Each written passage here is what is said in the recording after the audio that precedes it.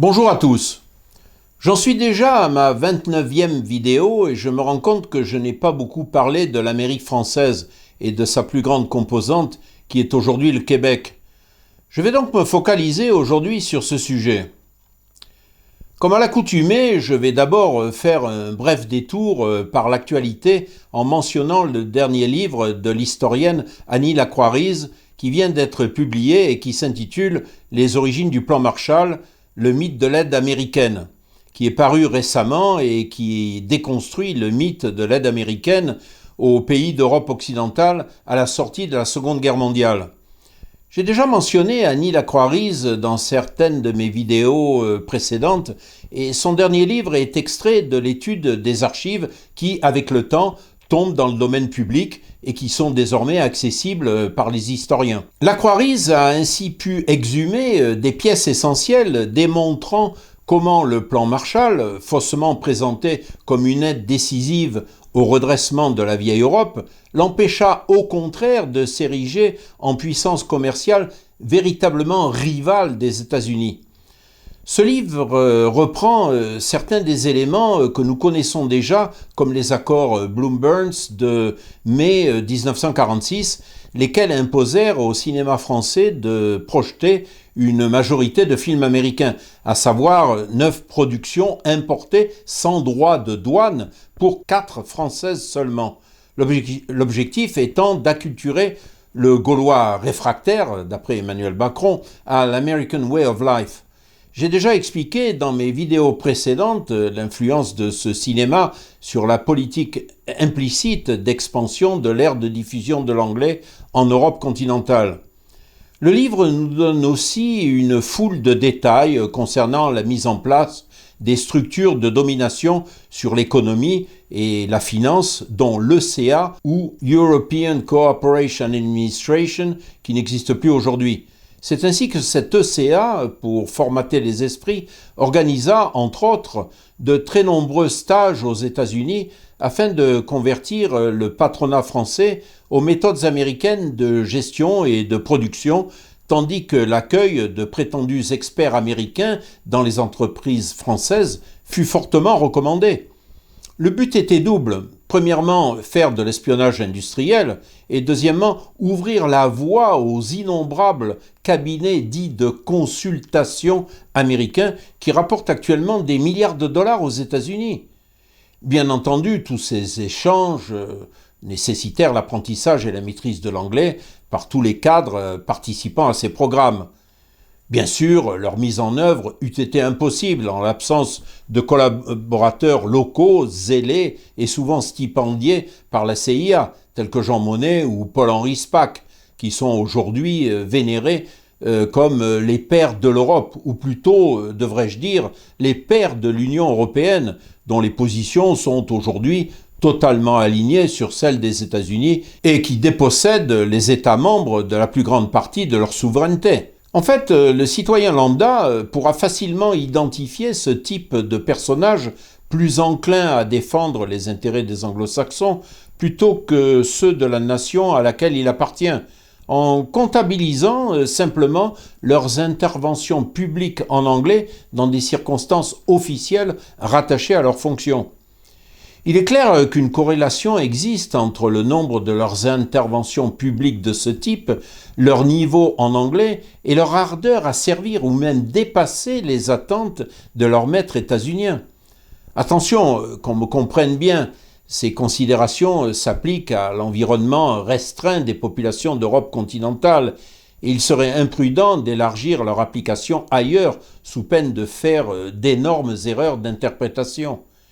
Mais revenons-en au contexte européen avec le cas de Petr Pavel, l'actuel président de la Tchéquie, qui déclarait récemment, dans un anglais presque parfait, qu'il fallait parquer les Russes vivant en Europe occidentale dans des camps de concentration similaires à ceux établis par les Américains et les Canadiens pour leurs citoyens d'origine japonaise vivant aux États-Unis et au Canada durant la Seconde Guerre mondiale. Petr Pavel fut bien entendu pris en main par les anglo-saxons, bichonné, formaté par les Américains et les Britanniques, qui lui ont payé ses études au Defense Intelligence College à Bethesda, au Maryland. Par la suite, il fut pris en charge par les Anglais, qui le formèrent au Royal College of Defence Studies et au King's College de Londres. À l'heure actuelle, pratiquement tous les pays d'Europe occidentale ont à leur tête des dirigeants présentant de fortes similarités avec ce président tchèque, totalement aligné avec les objectifs de Washington et ceux des Young Leaders de Davos, c'est-à-dire d'innombrables marionnettes dont Washington et ses alliés anglo-saxons tirent les ficelles. Comme je l'ai dit, afin d'être bien compris, le test du dirigeant collabo ne consiste pas à savoir si tel ou tel chef d'État ou de gouvernement a une bonne connaissance de l'anglais ou d'autres langues étrangères, mais uniquement de savoir s'il utilise l'anglais publiquement dans les circonstances officielles rattachées à sa fonction, à l'exception du monde anglophone, cela va de soi. Je voudrais faire aussi une parenthèse concernant les biographies des chefs d'État et de gouvernement que l'on peut trouver dans Wikipédia et dont le contenu varie suivant la langue choisie. Par exemple, dans la version anglaise de la biographie de Petr Pavel, on peut noter son passage par les États-Unis et l'Angleterre, mais il ne figure nulle part dans la version française ni dans la version tchèque. Il ne s'agit pas là de détails anodins, et les différences de version ne sont certainement pas un hasard. Je reviens maintenant au sujet principal de cette vidéo.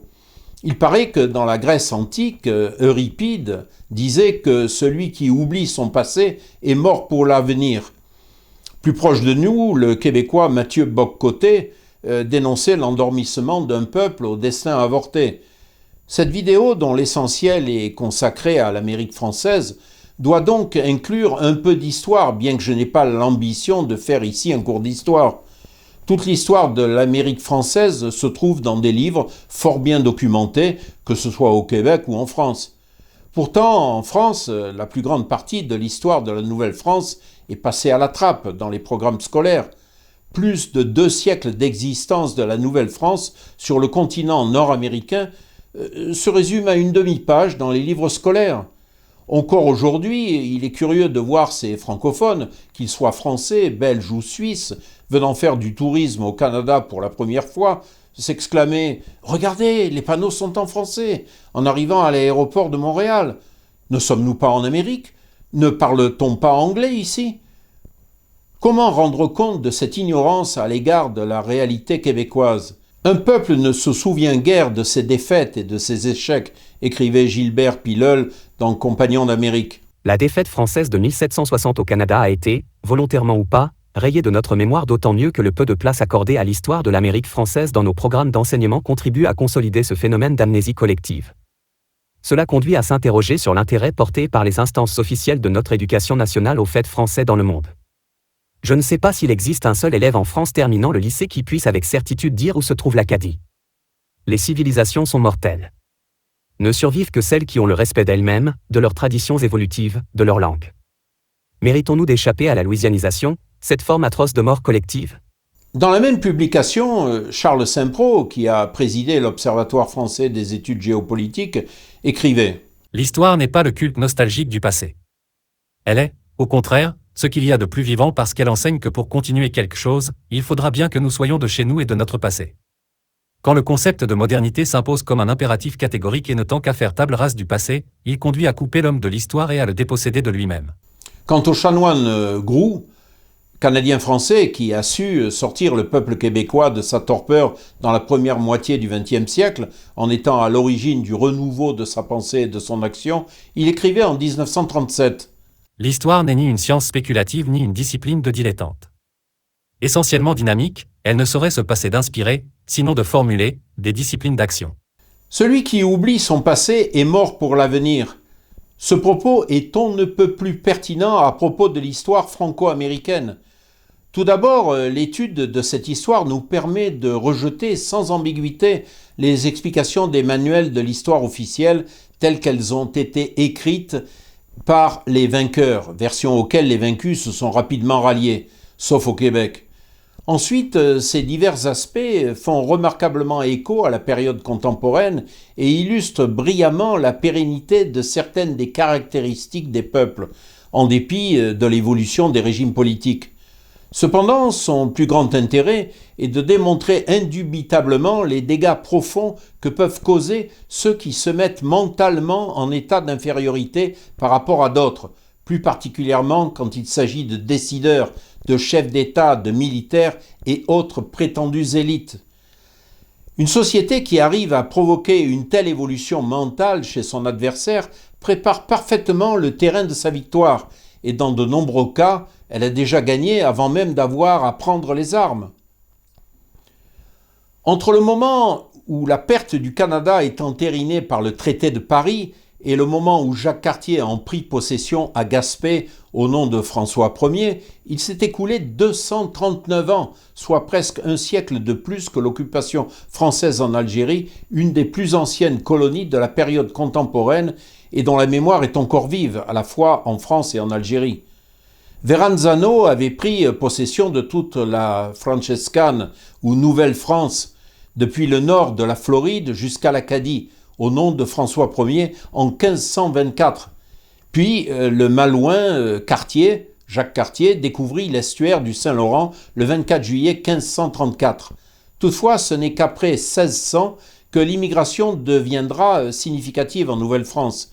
En 1604, la colonisation de l'Acadie, cette région qui constitue au Canada ce qu'on appelle actuellement les Maritimes, est entreprise.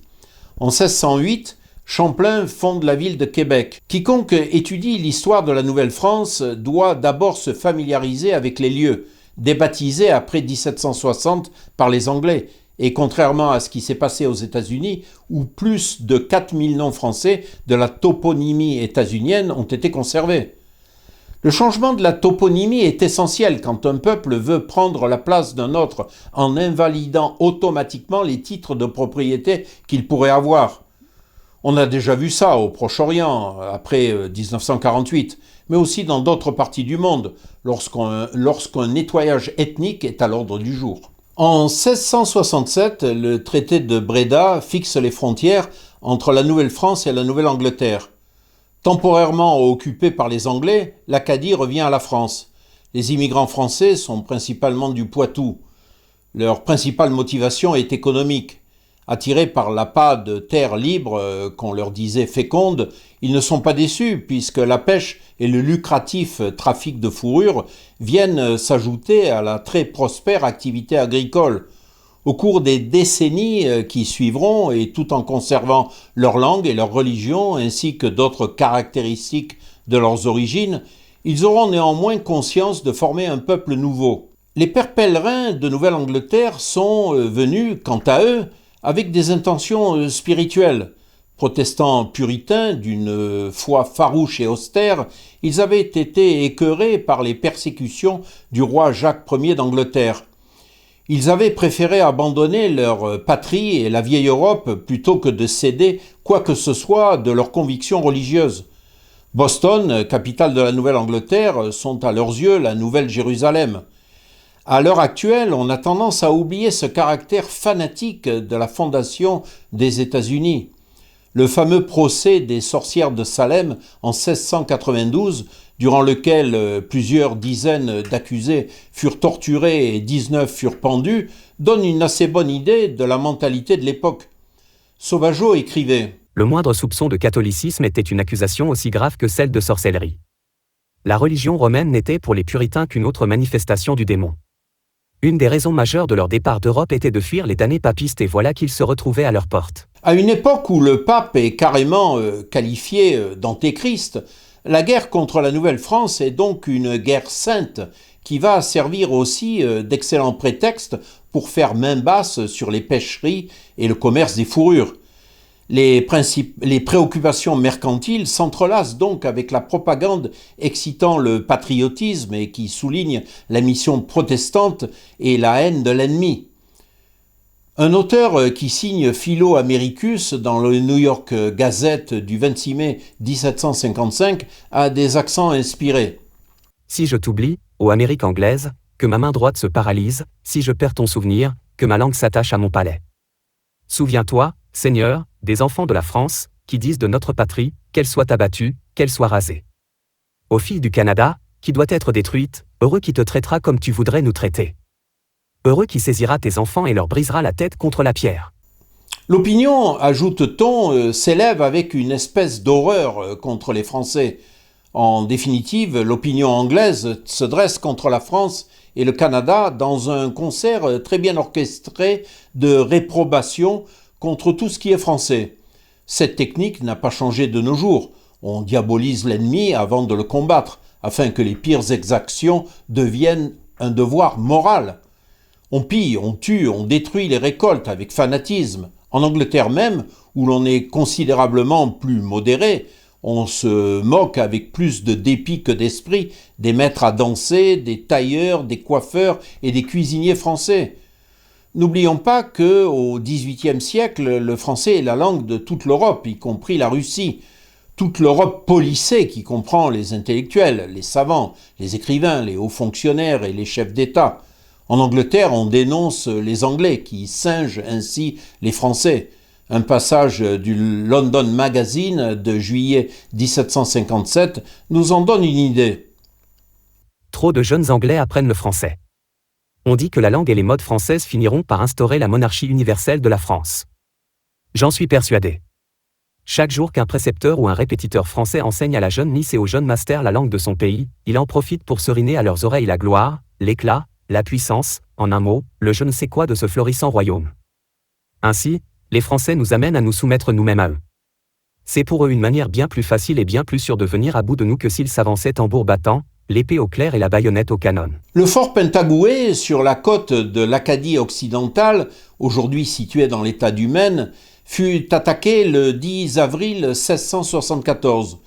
Louis de Frontenac, alors gouverneur de la Nouvelle-France, avait évidemment protesté contre cet acte de piraterie, protestation dont la conséquence fut un faux procès contre les instigateurs de l'agression perpétrée contre l'Acadie. Frontenac, réalisant l'énorme déséquilibre entre les populations d'Acadie et de Nouvelle-Angleterre, chargea alors Jean-Vincent de Saint-Castin, un Béarnais et l'un des défenseurs de Pentagouet, arrivé en 1670 en Acadie et âgé de 22 ans à peine, de faire alliance avec les Abénakis, tribu indienne de la région de Pentagouet. Retenons bien le nom de Saint-Castin, car sa contribution fut colossale.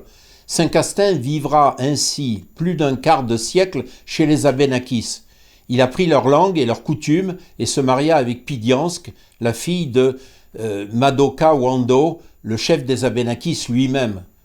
L'alliance franco-indienne contre les Anglais était donc ainsi scellée.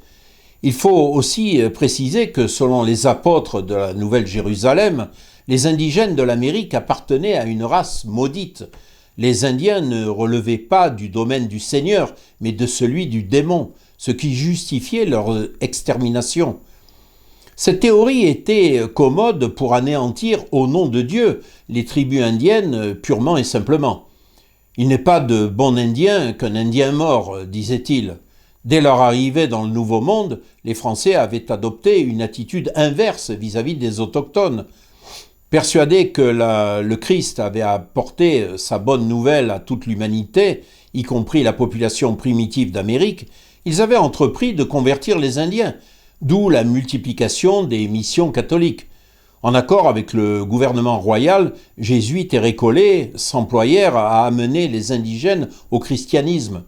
La propagation de la foi catholique fut l'une des lignes de force majeures de la colonisation française. Richelieu avait fait écrire dans la charte la Compagnie des Cent Associés « Les descendants des Français qui s'habitueront aux 10 pays, le Canada, ensemble les sauvages qui seront amenés à la connaissance de la foi, et en feront à leur mieux profession, seront censés et réputés naturels français. S'ils viennent en France, jouiront des mêmes privilèges que ceux qui y sont nés. » Sauvageau souligne qu'il s'agissait là de paroles extraordinaires si l'on songe au massacre d'indigènes qui se perpétraient à la même époque dans les colonies espagnoles et anglaises d'Amérique. Le métissage des Français avec la population indienne locale fut rapide. Franco-américains et franco-amérindiens étaient en train de constituer, par exemple à Pontchartrain du Détroit, le site de la ville actuelle de Détroit, une société mixte où résidaient en 1755 près de 800 familles françaises et 3000 Amérindiens de 3 nations différentes, nation outaouaise, nation des Pétuns et nation des gens de la mer.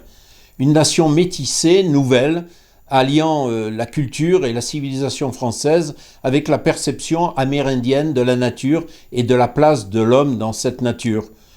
Les coureurs des bois devinrent si vite quasi indianisés, tellement que les protestants anglais en vinrent à dire avec mépris qu'en l'espace d'une génération, les Français ne se distinguaient plus du sauvage. Nous sommes ici confrontés à l'un de ces rares cas où c'est l'Européen qui s'assimilait et au lieu du contraire. Curieusement, le nom de Saint-Castin, l'un des plus brillants défenseurs de l'Acadie, a été conservé aux États-Unis sur les lieux où, jadis, il accomplit certains de ses plus brillants exploits, alors qu'il est totalement inconnu en France. En effet, la petite ville de Pentagouet fut rebaptisée Castine ou Castine, je ne sais pas trop, qui est située dans l'État du Maine, rebaptisée donc par les Américains après la guerre d'indépendance contre l'Angleterre, en respect de ce formidable combattant. Saint-Castin armait lui-même les tribus indiennes avec des fusils anglais qu'il obtenait en commerçant directement avec les colons de Boston. Les Anglais ripostèrent en essayant d'acheter Saint-Castin, qu'ils avaient enfin identifié comme étant le cerveau téléguidant les opérations indiennes contre la Nouvelle-Angleterre. Voyons ici la méthode pour acheter un homme qui était la même qu'autrefois. C'est toujours instructif. Monsieur Saint-Claude, pour acheter un homme qui détient un pouvoir, il faut 3 conditions. 1. S'assurer s'il est achetable et y mettre le prix. 2. Lui assurer la discrétion absolue et totale. 3. Lui supprimer tout remords éventuel en lui suggérant très habilement qu'il agit dans l'intérêt de son pays. En général, ils sont très ouverts à ce genre de suggestions. Nous avons exécuté les 2 premières conditions. Vous avez raté la 3e.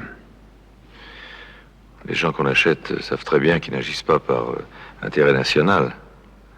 Ils font semblant de le croire. Bref, il fallait faire passer Saint-Castin dans le camp des Anglais, car ce dangereux personnage savait si bien fédérer les forces ennemies et mettait en danger leur survie. Leur tentative ayant échoué, les Anglais envisagèrent alors d'éliminer physiquement Saint-Castin, ce qu'ils tentèrent quelques années plus tard par l'intermédiaire de 2 déserteurs français, Armand de Vignon et François Albert, qui arrivèrent à Pentagouet le 24 octobre 1692. Avant de mettre leur plan à exécution, les 2 déserteurs furent dénoncés, capturés et exécutés. Entre-temps, en dépit de l'extrême faiblesse de l'immigration, la population française se multipliait grâce à une très forte natalité. L'Acadie avait 1000 habitants et la Nouvelle-France 12 000 habitants. Les paysans avaient su mettre en valeur les riches terres côtières où ils pratiquaient culture et élevage. Ils y connaissaient une prospérité très supérieure à celle de leurs cousins demeurés dans leur Poitou d'origine. En outre, ils avaient l'avantage d'être pratiquement affranchis de la plupart des servitudes féodales en usage dans le royaume de France. Je parle ici de l'Acadie car il a fallu pour les Anglais d'abord réduire l'Acadie avant de s'attaquer à Québec, puisque l'Acadie commandait la voie d'accès au golfe du Saint-Laurent. Au printemps de 1690, un congrès de délégués de l'Amérique anglaise s'était réuni à New York. Il avait décidé de profiter de la guerre de la Ligue d'Augsbourg entre l'Angleterre et la France pour lancer une offensive contre l'Acadie d'abord, puis en cas de succès contre le Canada. À la tête de la croisade puritaine se trouvait William Phips, qui prit l'offensive à Port-Royal, capitale officielle de l'Acadie, située sur la côte ouest de l'Acadie orientale, sur la rive est de la baie française, et qui s'appelle maintenant la baie de Fundy. Port-Royal était défendu par Louis Défriche de Menneval, un homme malade, souffrant de fréquentes attaques de goutte, et que son état rendait craintif et vulnérable. Il s'estimait bien incapable de défendre sa petite capitale qui fut investie et pillée par les Anglais. Le rapport des forces, à ce moment-là, s'établissait à 200 000 Anglais contre 12 000 Français d'Amérique. Cependant, en Acadie occidentale, Saint-Castin, aidé par ses Abénakis, était devenu maître de la guérilla.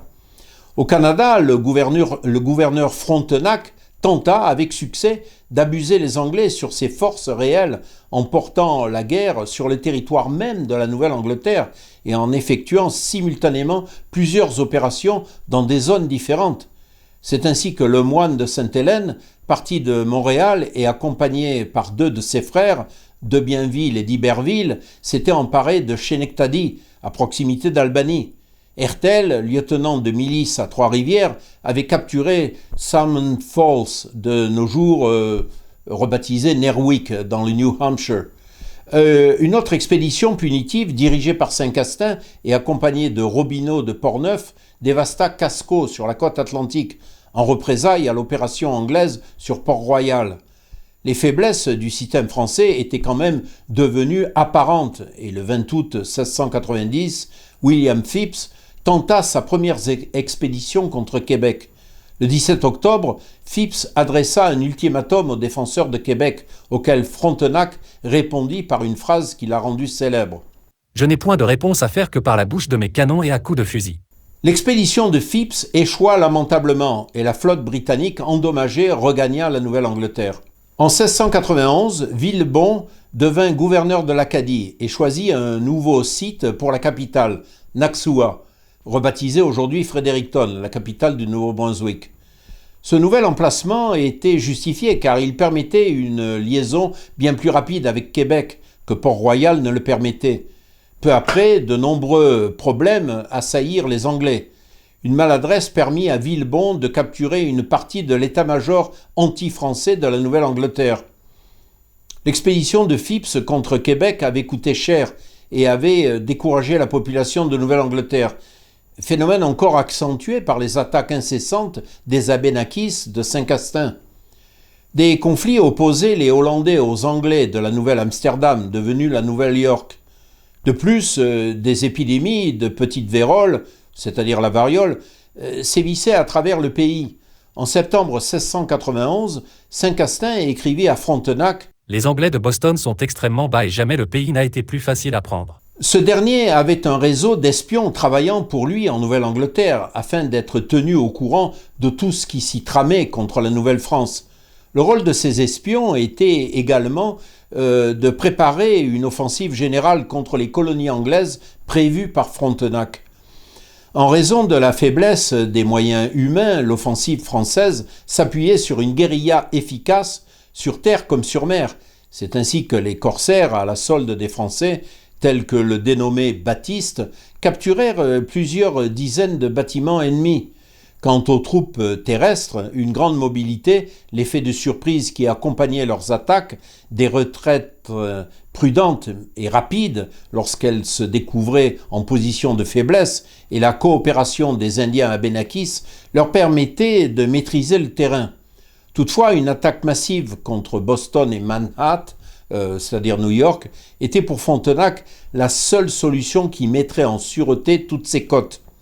Une expédition engagée contre les Iroquois avait également forcé ces derniers à signer le traité de Montréal, traité dit de la paix indienne.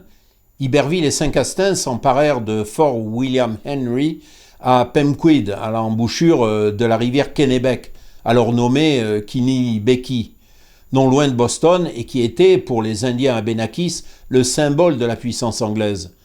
La technique utilisée avait été une préparation minutieuse, suivie d'une exécution foudroyante, sorte de blitzkrieg, sous forme de guérilla. Au début de l'été 1696, une expédition d'envergure dirigée contre Naxua par Benjamin Church et le colonel Hawthorne et financée par le gouverneur de la Nouvelle-Angleterre Stoughton, successeur de Phipps, avait été repoussée par les Français. Villebon avait triomphé à 1 contre 7. La guerre de la Ligue d'Augsbourg se termina en fanfare pour les Français d'Amérique du Nord. Après sa campagne d'Acadie aux côtés de Saint-Castin, Iberville était parti avec sa flotte pour Terre-Neuve afin de capturer Saint-Jean, la principale base anglaise de l'île. Au total, la campagne, qui avait duré 3 mois, avait ruiné la domination anglaise sur l'île. 36 établissements détruits, 200 000 quintaux de morue saisis pour payer les frais de l'expédition et bien au-delà. Au printemps 1697, les demandes pressantes de Frontenac pour monter une opération d'envergure sur les principaux comptoirs de la Nouvelle-Angleterre avaient finalement porté leurs fruits. L'escadre envoyée par la France sous le commandement du marquis de Nesmond fut toutefois si retardée par la contrariété des vents durant la traversée que Frontenac fut informé le 7 septembre 1697 par l'amiral français qu'il n'y avait pas lieu d'espérer qu'on pût exécuter le projet dont il était chargé, la saison étant trop avancée. Frontenac insista alors pour que l'expédition fût reprise l'année suivante, mais elle ne devait jamais plus l'être, car le 20 septembre 1697 avait été signé le traité de Ryswick qui mettait fin à la guerre entre la France et l'Angleterre. En Amérique du Nord, les Anglais se trouvaient sur tous les fronts, en Acadie, à la baie d'Hudson, à Terre-Neuve, dans une situation accablante en face des Français, en dépit de l'énormité de leurs moyens relativement à ceux des Français. De même, la menace de projet de Frontenac contre Boston et New York, dont les services de renseignement anglais avaient été informés, pesa sur la décision de Londres d'arrêter les hostilités. Après de tels triomphes aussi éclatants et qui plaçaient la France en position de force en Amérique du Nord, les diplomates français étaient en mesure d'exiger des concessions outre-Atlantique, mais ils ne réclamèrent rien, sinon le maintien du statu quo. Les Anglais conservèrent Terre-Neuve et la baie d'Hudson et rendaient l'Acadie, que de toute façon ils ne possédaient pas. Frontenac mourut le 28 novembre 1698 à 76 ans. Villebon ne tarda pas à le suivre dans la tombe puisqu'il s'éteignit à l'âge de 45 ans le 5 juillet 1700. Iberville avait quitté le Canada pour toujours en 1698 et fondera par la suite la Louisiane française. Saint-Castin, qui avait une famille très nombreuse et grand besoin d'argent, repartit en France récupérer un héritage à la fin de 1701.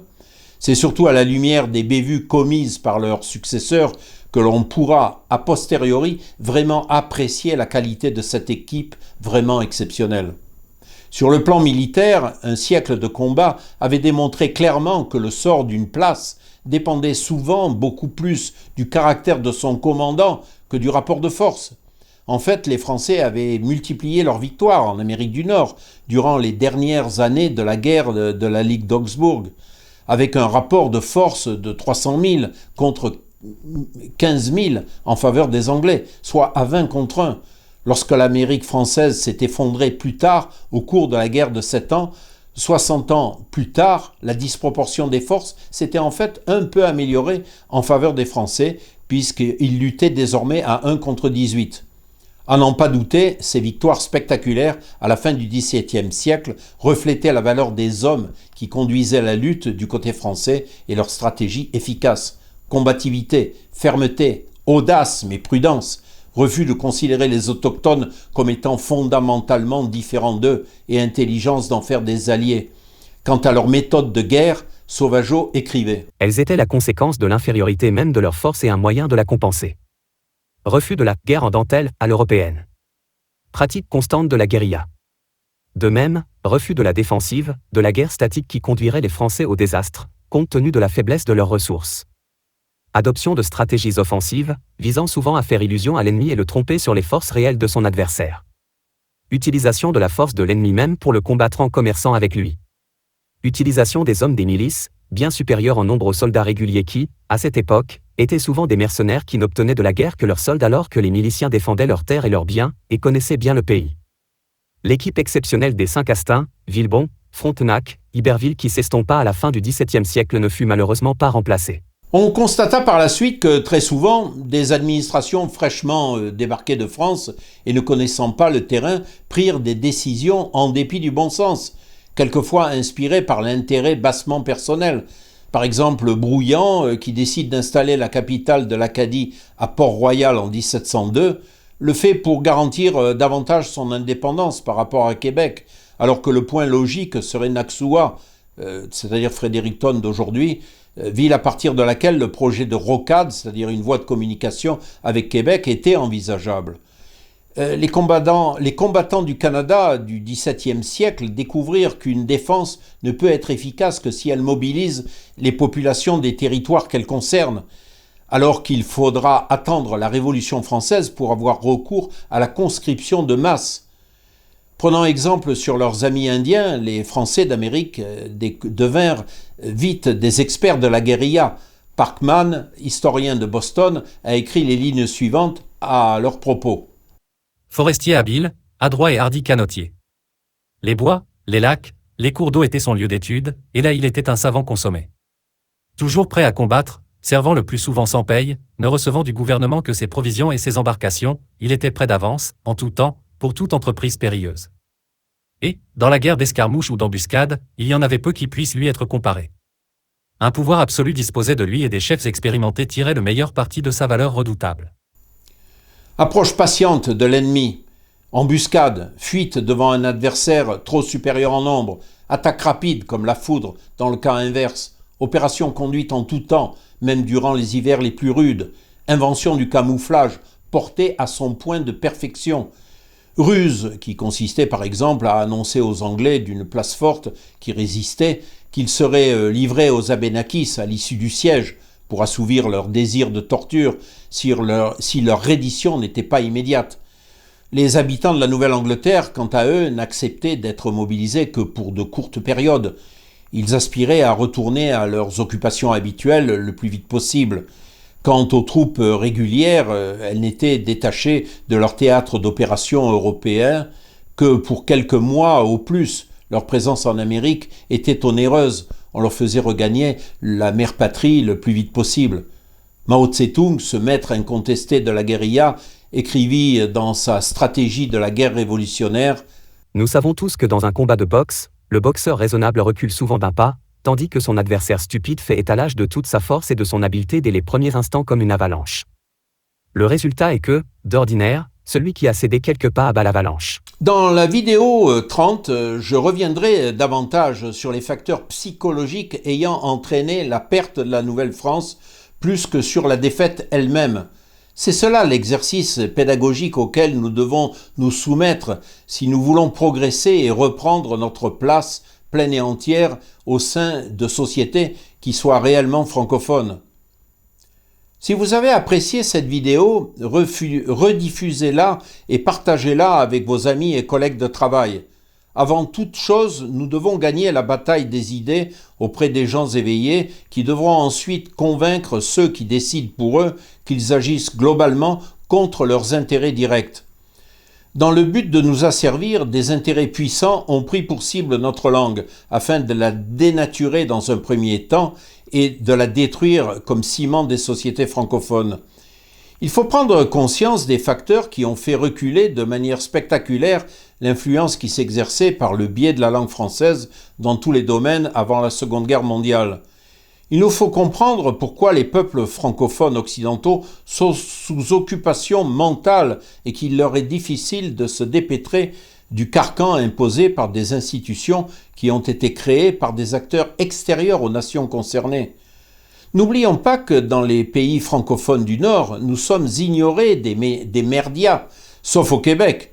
La presse francophone, plus particulièrement en France, en Suisse et en Belgique, s'autocensure sur tous les sujets ayant un rapport avec la langue française et la francophonie, qui sont exclus, bannis, interdits d'entrée, ostracisés. Il est évident que les journalistes ont reçu des ordres auxquels ils ne peuvent déroger sans risquer leur place. En devenant membre d'Impératif Français, vous franchirez une étape dans la bonne direction pour casser l'omerta. Pensez à faire une donation à cet organisme dont le but est d'affirmer la francophonie québécoise et internationale et de combattre l'impérialisme linguistique anglo-saxon avec toutes ses conséquences funestes sur l'épanouissement et la créativité des peuples francophones. N'hésitez pas à nous faire parvenir vos commentaires et vos critiques auxquels nous serons heureux de répondre. Bonne fin de journée à tous.